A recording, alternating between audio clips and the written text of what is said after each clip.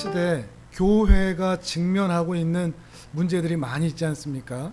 수많은 이단들, 또 신천지나 여호와의 증인이나 이런 이단들, 그리고 또 동성애 문제, 또 최근에는 낙태에 관한 그런 법률에 대한 그런 문제들, 교회가 직면하고 있는 문제들이 참 많이 있습니다. 근데 아무리 살펴봐도 그런 수많은 문제들이 우리 교회에 위협으로 다가오지만 정말 큰 문제는 교회 밖에 있는 게 아니라 교회 안에 있는 것 같습니다. 교회가 이런 세상에서 세상이 어두운 것은 당연하거든요. 이 어두운 세상에서 빛이 되라고 교회를 각 지역마다 심겨 놓으셨는데, 이 썩어진 세상에서 소금이 돼서 맛을 내게 하라고 교회를 심겨 놓으셨는데, 교회가 빛을 잃고 소금이 그 맛을 잃어버린 것, 교회 내부에 더 큰 문제가 있는 것입니다. 왜 이렇게 빛을 잃어버리고 소금을 그 맛을 잃어버렸나? 그 뿌리에는 참된 믿음을 잃어버린 수많은 교인들이, 교회는 있지만 그 참된 믿음을 잃어버린 교인들이 교회의 대다수를 차지하고 있다는 것, 오히려 그게 더 큰 문제인 것 같습니다. 예수님 믿는다고는 얘기하는데 정말로 믿는지를 모르겠고, 예수님을 안다라고 얘기는 하는데 그리스도를 설명할 수는 없고, 예수님을 사랑한다라고 고백하는데 정말로 사랑하면서 신앙생활 하고 있지는 않는 것이죠. 그런데도 자기 자신에 대한 믿음에 대해서 점검은 해보지를 않습니다. 그러니까 난 교회 다녀, 나 예배 드려, 나 교회 갔어, 나 헌금도 해, 봉사도 해 라고 하는 외적인 행위들을 통해서 자기가 믿음이 있다고 오해하는 것이죠. 정말로 예수님을 믿나? 정말로 하나님을 아나? 근데 나는 하나님을 아는데 하나님은 나를 모르실 수도 있는, 우리는 분명히 하나님을 압니다 라고 얘기하는데 하나님 앞에 섰을 때 나는 너를 도무지 모르겠다 라고 말씀하실 수 있는, 진짜 믿음은 잃어버린 그리스도인들이 교회의 대다수를 차지하고 있다는 것입니다. 그러면서도 자기 자신들은 다 그리스도인이라고 믿는 거죠. 우리는 이렇게 교회만 다녀도 그리스도인이라고 간주해버리는 그런 시대에 살아가고 있는 것입니다. 당연히 이 책임은 교회의 지도자들, 영적 지도자들에게 있습니다. 너무나 오래도록 값싼 복음, 물탄 복음을 전해왔기 때문에 그렇습니다. 성도님들이 불편해할 만한 설교를 하지 않습니다. 그래야 성도들이 많이 오거든요, 교회에. 교인들이 듣기 편한, 교인들이 듣고 싶어하는 그런 설교를 계속 해왔던 것이죠. 괜찮을 겁니다, 이런 얘기들. 잘 될 겁니다. 헌신하고 봉사하고 헌금하면 복 주실 겁니다, 이런 설교들을 지금까지 해왔던 거죠. 또 문제는 뭐냐? 교인들이 그 설교에 은혜를 받습니다. 아, 내가 은혜 받았다 그러는 거죠. 잘 될 거래, 별일 없을 거래, 복 받을 거래, 자식들, 내가 신앙생활하면 자식들 잘 될 거래, 내가 헌금하면 하나님께서 복 주실 거래, 이런 말에 은혜를 받는 거죠. 그래서 그 말들을 들으러 교회에 오는 거죠. 또 그런 교회를 찾아갑니다. 그런 말을 잘해주는, 내 감성을 터치해주는, 찬양할 때 내가 일주일 동안 정말 힘들었는데 찬양이라는 것을 통해서 내 마음이 왠지 위로를 얻는, 말씀을 들을 때 잘 될 거야, 괜찮을 거야 라는 말을 통해서, 그 말들을 통해서 내가 힘을 얻는, 힘을 얻기는 얻는데, 위로를 얻기는 얻는데 하나님 때문이 아니라 내 감성을 터치해주는 그런 말들과 분위기 때문에 내가 힘을 얻는, 근데 그게 은혜를 받았다고 하는, 정말로 하나님을 아는 지식으로 인해서 내 마음이 하나님의 은혜로 충만해지고, 예배를 드리면 드릴수록, 말씀을 드리면 드릴수록 그리스도의 탁월하심, 하나님의 그 아름다우심, 하나님의 그 영광스러우심을 바라보는 그 복된 은혜가 아니었다는 거죠. 그냥 교회만 다녀도, 성경책만 들고 다녀도 교인이라고 인정을 받는, 집이든 일터든 식당이든 말씀 액자 같은 거 딱 걸어놓으면 아, 여기는 믿음의 일터구나, 단정을 해버리게 되는, 그게 우상 숭배인 줄은 인지하지 못하고 말이죠. 하나님에 대한 사랑, 경외함, 하나님에 대한 거룩한 감정을 잃어버린 이 시대의 교회와 성도가 되어 있지 않은가 하는 것입니다. 바로 이것이 이 시대의 가장 시급한 문제라는 것이죠. 처음 시간에 말씀을 드렸던 조나단 에드워즈 목사님이 신앙 감정론이라는 책을 통해서 말하고 있는 참된 신앙, 그것은 참된 신앙은 거룩한 감정 안에 있다 하는 것입니다. 그러니 우리에게 이 참된 믿음, 정말 바른 믿음, 바른 은혜, 거룩한 감정을 회복하는 것이 무엇보다도 중요하다는 것이죠. 이 거룩한 감정이 있느냐, 우리 모두가 점검해야 할 것이죠. 내 안에 거룩한 감정이 있느냐, 이 거룩한 감정으로 내 믿음이 옳으냐 그르냐가 결정이 돼야 되는데, 말씀드렸듯이 자꾸만 엉뚱한 것으로 우리의 신앙을 판단하는 겁니다. 엉뚱한 것을 가지고 신앙이 좋냐 안 좋냐 하는 것을 흉내낸다는 것이죠. 가짜들도 흉내낼 수 있는 것들로 우리의 신앙을 점검해 왔기 때문에 우리의 신앙이 바를 수 없었다는 것입니다. 우리 안에 거룩한 감정이 있느냐, 오늘부터는 조금 더 구체적으로 거룩한 감정이라는 것이 무엇인지, 참된 믿음의 증거라고 할 수 있는 내 안에 있는 이 거룩한 감정이라는 것이 무엇인지를 조금 더 자세히 말씀드리도록 하겠습니다. 거룩한 감정, 신앙의 감정이라고 할 때 이 거룩한 감정이라는 것은 우리가 흔히 느껴지는, 오감으로 느껴지는 어떤 감성, 이모션이나 느낌, 필링을 말하는 것이 아닙니다. 조금 더 본질적인, 내 안에 겉과 속이 다른 우리들의 삶의 형편 가운데서 정말 내 안에 있는 내가 가지는 나의 감정, 내 본질적인, 근본적인 내 안에 있는 나의 감정을 말하는 것입니다. 그 감정이 어떠한가 하는 것이죠. 이 감정은 지성을 동반한 감정입니다. 지성을 동반한 감정으로서 그 감정을 통해서 외적 행위로 나타나는 거죠. 근데 우리는 이 외적인 행위, 이것들만 가지고 신앙을 평가했다는 거죠. 지성과 감성과 의지. 우리의 신체로 이야기하면 머리와 가슴과 손과 발. 머리로 아는 거죠. 지성이죠. 우리의 가슴으로 느끼죠. 그 다음에 우리 손과 발로 행하죠. 겉과 속이, 속과 겉이 같은 것, 이것을 말하는 것입니다. 우리의 전 인격이, 머리에서 가슴과 손과 발에서부터 시작되는 우리의 전 인격이 하나님께로 끌리느냐 하는 겁니다. 그런데 우리는 신앙을 가지고 있다고 얘기하면서 머리 따로, 나 알아, 이걸로 끝나버린다든지, 가슴 따로, 나 느껴로 끝나버린다든지, 손과 발 따로, 나 그렇게 해왔어, 이렇게 따로따로인 신앙이 많았다는 것입니다. 그러다 보니 한쪽으로 치우치는 경향이 있는 거죠. 그러면서도 이 한쪽으로 치우쳐 있으면서 나 알기만 하는데도 그것만으로 나 신앙 괜찮아 라고 판단하는 경향이 있다는 것입니다. 착각하는 거죠.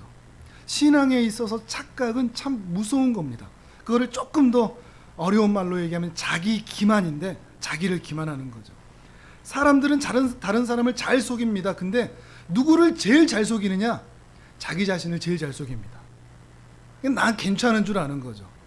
지난 시간에 말씀드렸듯이 내가 나를 너무나 모르는 것이죠. 어떻게 나를 속이느냐? 한 부분으로만 우리의 신앙이 괜찮다고 여긴다는 거죠. 예를 들어서 이 지성에 대한, 머리에 대한 얘기를 하면, 성경을 많이 알면 신앙이 좋습니까? 좋습니까? 성경 공부에 대한 관심이 많다, 그럼 신앙이 좋은 겁니까? 우리 그럴 때 있죠. 나 성경 공부가 재밌어, 이것만으로 내가 이렇게 성경 공부를 좋아하는 거 보니까 나 정말 신앙이 있는가 봐 라고 단편적으로 결정할 때가 많다는 거죠. 성경을 잘 가르친다고 신앙이 좋은 걸까요? 목사라고 다 신앙이 좋은 걸까요? 성경을 좀 많이 배우고 공부해서 순간순간마다 성경 말씀이 막 떠오릅니다. 그럴 때 있거든요. 내가 이렇게 성경이 자주 떠오르는 거 보니까 내가 신앙이 좋은가 봐. 이렇게 말할 수 있을까요? 또 감정적인 걸 생각해 보죠. 찬양을 내가 좋아한다. 노래 부르는 걸 좋아한다. 열심히 부른다. 찬양할 때 막 가슴이 뜨겁다. 그리고 눈물이 난다.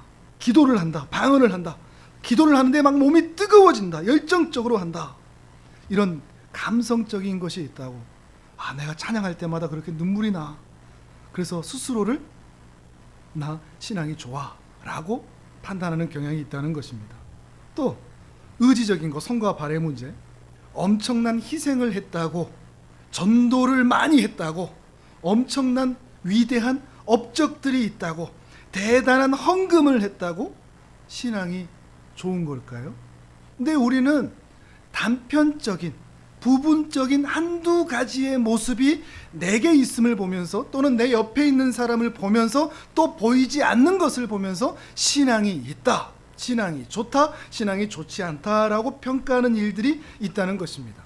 근데 신앙이라는 것은, 참된 신앙이라는 것은 훨씬 더 근본적이고 복합적이고 전인격적이라는 거죠. 머리, 가슴, 손과 발이 따로 노는 것이 아니라는 겁니다. 지성과 감성과 의지가 따로 노는 게 아니라는 거죠.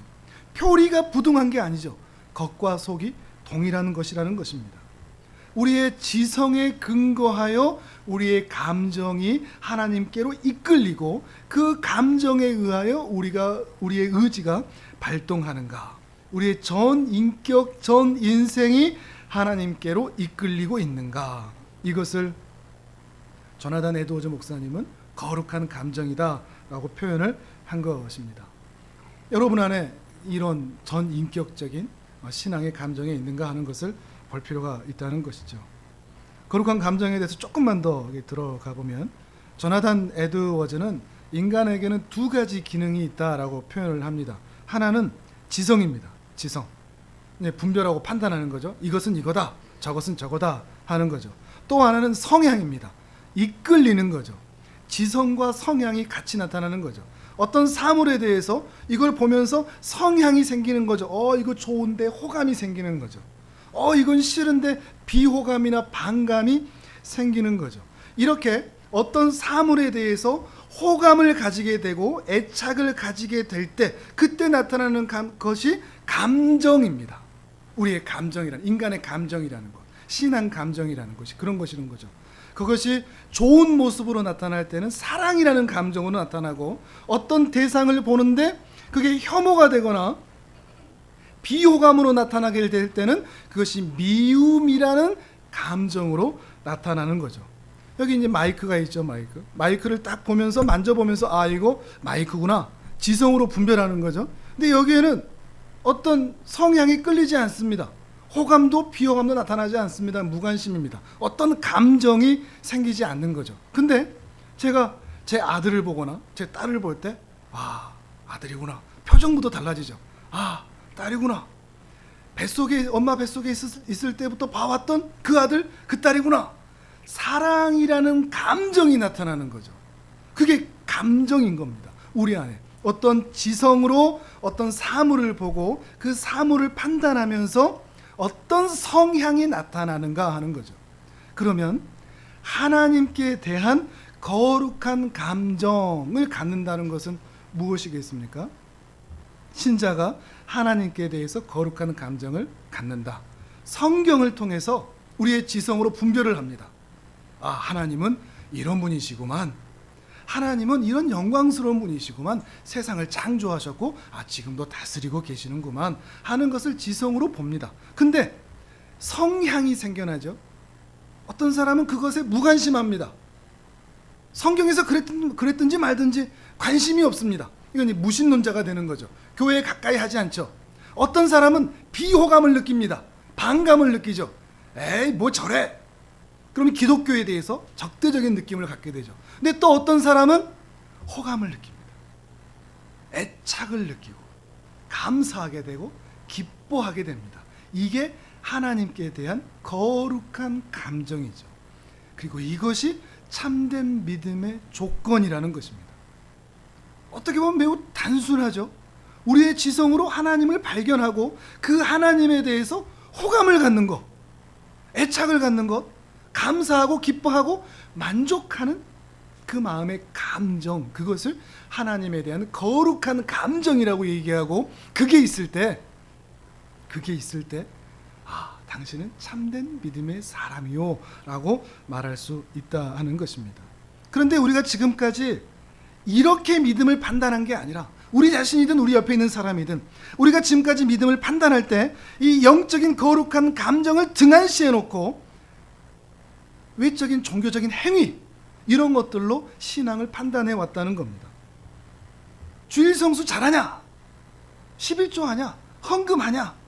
전도하냐? 봉사하냐? 선교하냐? 이런 것들로 신앙을 판단하고, 이런 것들을 잘해야 신앙이 좋다고 그러는 겁니다. 그러니까 신앙이 좋으려면 뭘 해야 됩니까? 그런 것들을 하는 거죠. 그런 것들을 해야 신앙이 좋다고 말하는 것이니까요. 그러니까 신앙생활을, 교회를 들어와서 그렇게 신앙생활을 이렇게 하면 잘한대 라고 들어와서 그렇게 열심히 해와서 이 외적인 행위들은 잘합니다. 습관적으로 잘합니다. 근데 뭔가 이상해집니다. 그 안에 거룩한 감정은 없다 보니까 신앙에 불균형이 생겨난다는 것이죠. 뭔가 이상한 거죠. 교회는 다니는데 성격이 이상합니다. 전도도 하고 예배도 드렸다는데 집에 돌아오면 사람이 이상해집니다. 봉사도 많이 하고 헌금도 많이 한다는데 직장에서는 왜 그 모양인지 모르겠습니다. 이상한 거죠. 자기 자신도 이상합니다. 왜 이러지? 나 예배 드렸는데, 나 헌금했는데, 나 전도도 했는데, 근데 왜 나는 변화되지 않지? 세상 사람들도 그러는 거죠. 저 사람 저렇게 교회 열심히 다닌다는데 저 사람 집안은 왜 그래? 자식들은 왜 그래? 왜 그 부모의 신앙이 자식들에게 흘러가지 않지? 다들 이상하게 생기는 것이죠. 그렇지 않습니까? 신앙생활을 정말 잘 해왔다면 인격이 변화될 수밖에 없습니다. 어떻게 해요? 착한 사람 된다는 게 아니라 예수님을 닮아갈 수밖에 없다는 겁니다. 하나님의 형상을 회복할 수밖에 없다는 것이죠. 그런데 내가 나를 봐도, 또 내 옆에 있는 사람들을 봐도 정말 신앙생활이라는 것은 잘하는 것 같은데 그 삶이 변화되지 않고 있다면 뭔가 문제가 있는 거죠. 사실 그 안에 거룩한 감정이 없는 것입니다. 조나단 에드워즈 목사님 그 시대에도 이런 질문들은 동일하게 있었던 것 같습니다. 그 질문에 대해서 조나단 에드워즈는 이렇게 말을 합니다. 하나님의 말씀을 들을 때 그 말씀에 의하여서 그 신자의 거룩한 감정이 영향을 받지 않았기 때문이다라고 이야기를 합니다. 말씀은 듣습니다. 근데 들을 때 좋습니다. 근데 뭐가 좋냐? 지성으로만 좋은 겁니다. 머리로만. 나 그거 깨달았어. 나 그거 알았어. 그걸로 끝나버리는 거죠. 찬양은 하고 기도도 합니다. 근데 감성으로만 끝나버리는 겁니다. 감성의 터치로만 끝나버리는 거죠. 그러는데 정작 중요한 본질적인 거룩한 감정으로 나타나고 연결되지 않고 건드려지지 않으니 우리 신앙의 인격의 변화도 나타날 수 없었던 것입니다. 그러니 예수님을 안 믿는데도 목사가 될 수 있습니다. 예수님을 안 믿는데도 장로님이 될 수 있고 권사님이 될 수 있습니다. 예수님을 안 믿는데도 평생 교회 다닐 수도 있습니다. 이게 얼마든지 가능한 일이라는 거죠. 한편으로는 참 무섭죠. 그런데 이렇게 변화되지 않은 그리스도인이 교회의 대부분을 차지하고 있으니 교회와 신자가 세상에서 빛의 역할, 소금의 역할을 감당할 수가 없었던 것이죠. 다들 질문만 던지는 거죠. 왜 이렇지? 왜 이렇지? 왜 안 되지? 왜 변화되지 않지? 교회가 그렇게 많고 신자들이 교회 안에 그렇게 많은데 교회 안에서 참 저분을 따라가고 싶다라고 하는 경건한 어른들을 만나기가 어려웠던 것이 바로 이런 이유 때문이라는 것입니다. 그러니 지금 필요한 건 뭐겠습니까? 새벽기도 하는 거겠습니까? 주일 성수 잘합시다 이 구호겠습니까? 헌금 많이 하면 됩니다 이거겠습니까? 우리의 거룩한 감정입니다. 보이지 않는 부분을 더 살펴보는 것이죠. 이 거룩한 감정이 회복되는 것입니다. 이러한 거룩한 감정의 개념을 확인하고서 오늘 본문을 다시 한번 볼까요? 우리 6절 7절을 먼저 한번 읽어보겠습니다. 베드로전서 1장 6절 7절, 이 거룩한 감정이 무엇인가 하는 걸 생각해보고 이 감정을 가졌던 신자들에게 쓴 편지라는 것을 생각해보면서 우리 6절 7절을 같이 읽습니다. 시작. 그러므로 너희가 이제 여러 가지 시험으로 말미암아 잠깐 근심하게 되지 않을 수 없으나 오히려 크게 기뻐하는도다. 너희 믿음의 확실함은 불로 연단하여도 없어질 금보다 더 귀하여 예수 그리스도께서 나타나실 때에 칭찬과 영광과 존귀를 얻게 할 것이니라. 아멘. 사도 베드로가 이 교회를 보는데, 흩어져 있는 이 수많은 그리스도인들을 보는데, 그리고 세상 사람들도 이 그리스도인들을 보는데 이상한 겁니다. 지금 시험에 들었습니다. 큰 시험에 그들이 지금 죽을 고비를 맞고 있습니다. 그래서 두렵다는 감정이 신자들마다 있습니다. 근데 그렇게 두려운데 그 불시험을 만나고 있는데, 그리스도가 대체 누구길래, 그리스도가 가르쳐준 신앙의 원리가 대체 뭐길래 이 그리스도인들은 그렇게 고생하고 있는데, 그 시험 중에 있는데, 곧 죽을 수도 있는데 기뻐하고 있다 얘기합니다. 이게 어떻게 가능합니까? 특히 8절에서는 뭐라고 그러죠? 8절도 읽어봅니다. 시작. 예수를 너희가 보지 못하였으나 사랑하는도다. 이제도 보지 못하나 믿고 말할 수 없는 영광스러운 즐거움으로 기뻐하니. 아멘. 본 적도 없다고 그러죠. 예수님을 만나본 적이 없습니다. 근데 만나본 적이 없는 이 예수 때문에 눈에 보이는 세상에 정말 좋은 것들을 포기해버립니다. 돈 필요 없다고 그럽니다. 잘 되는 거 좋은지 필요 없다고 그럽니다. 심지어 자기 생명마저도 내놓습니다. 만나본 적 없는 이 예수를 위해서 말이죠. 금보다도 귀한 존재가 예수라고 얘기하는 거죠. 금을 소유한 것보다 예수님을 알고 믿는다는 것이 훨씬 더 소중한 거죠. 예수님께 호감을 갖는 성향이 강한 것입니다. 거룩한 감정이 커져 있는 상태죠. 얼마나 그 예수님께 끌리는 게 크면 외적인 고난이 매우 심각하지만 그 예수를 소유하고 있다고 하는 그 내적인 기쁨 때문에 고난을 이겨낼 수 있는 정도입니다. 예수를 소유하고 있다는 그 기쁨 때문에 고난 가운데서도 웃을 수 있는 거죠. 그러니까 곧 죽는데 웃는 겁니다.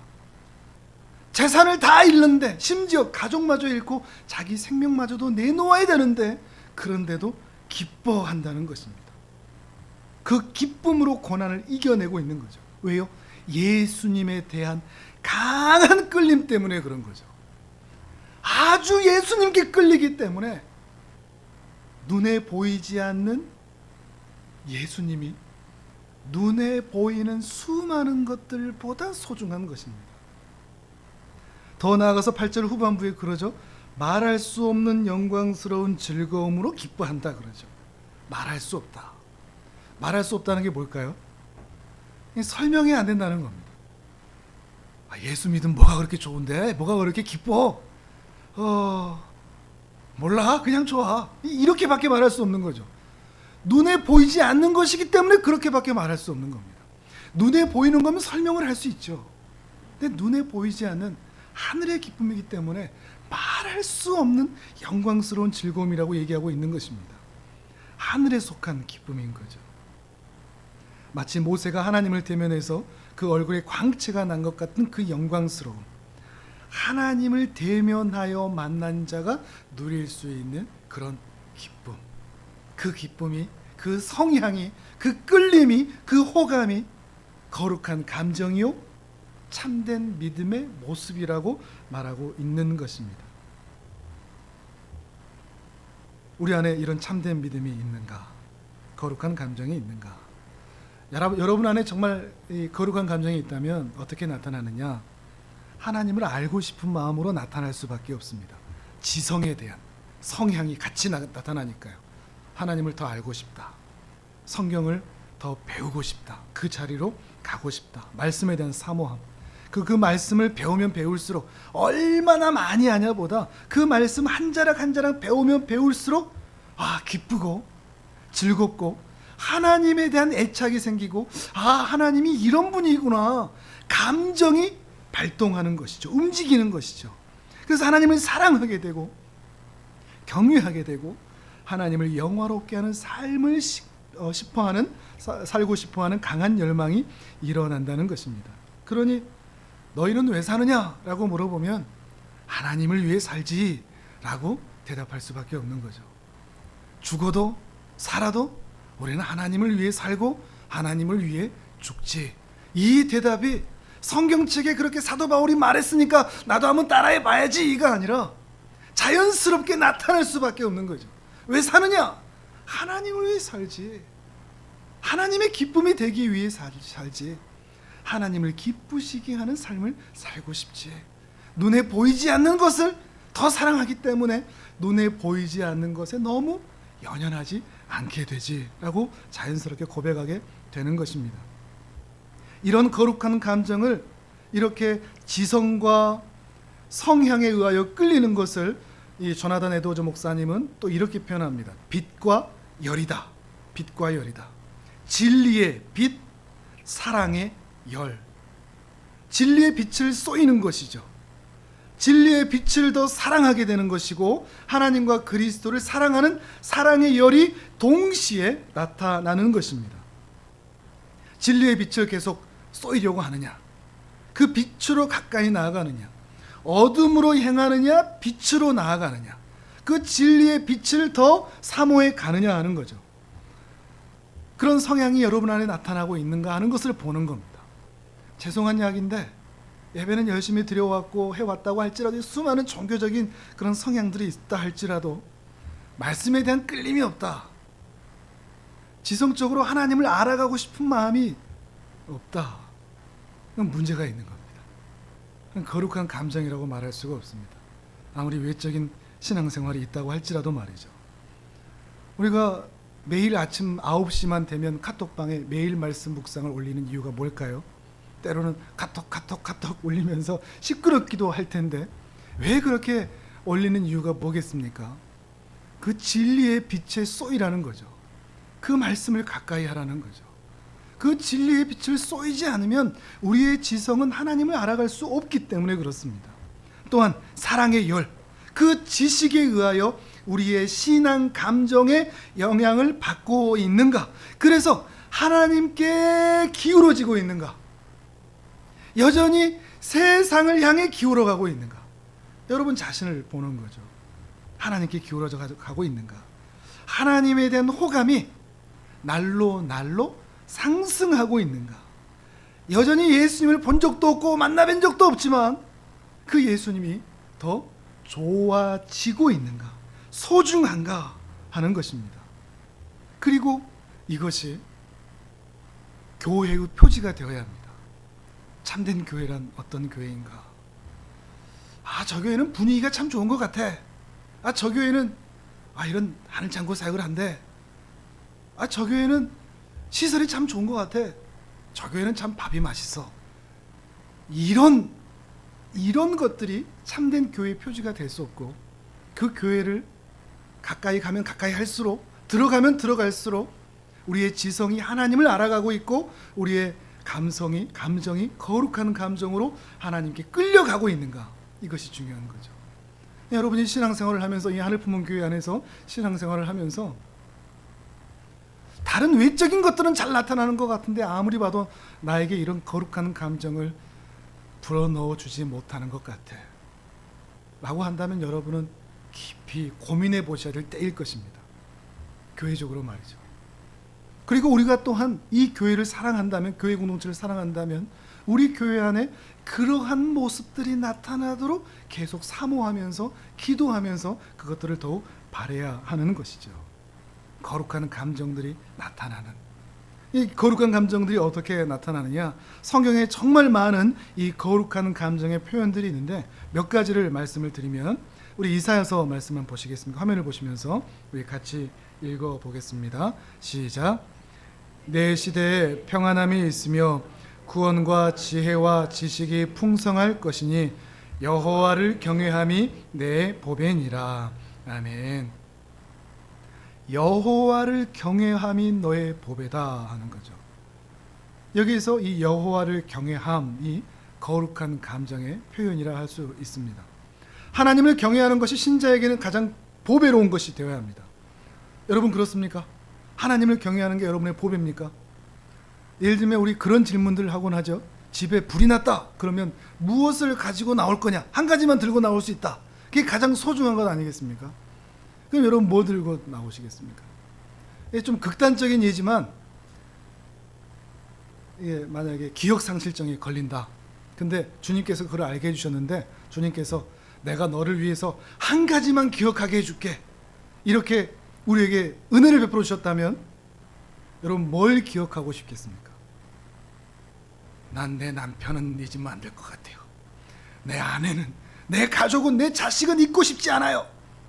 아니면 통장의 비밀번호는 잊고 싶지 않아요. 뭐 이러실 수도 있고. 근데 여러분 그때 그런 일은 우리 인생에 없겠지만 주님께서 만약 그런 질문을 하신다면, 주님 저는 주님 사랑하는 믿음만은 잃고 싶지 않아요 라고 얘기할 수 있겠습니까? 다 잊어버려도, 다 기억 안 나도 내 주님을 사랑하는 그 믿음만은 잃고 싶지 않아요. 그 마음만은 제게 붙들어 주세요 라고 말할 수 있겠습니까? 그게 보배입니다. 그게 나에게 보배인 거죠. 여러분에게 하나님을 경외하고 사랑함이 보배이겠습니까? 가장 소중한 것이겠습니까? 그렇다면 여러분에게는 이 거룩한 감정이 있는 것입니다. 시편 42편에는 이런 말씀이 있습니다. 화면을 보시면서 또 읽습니다. 1절 2절 시작.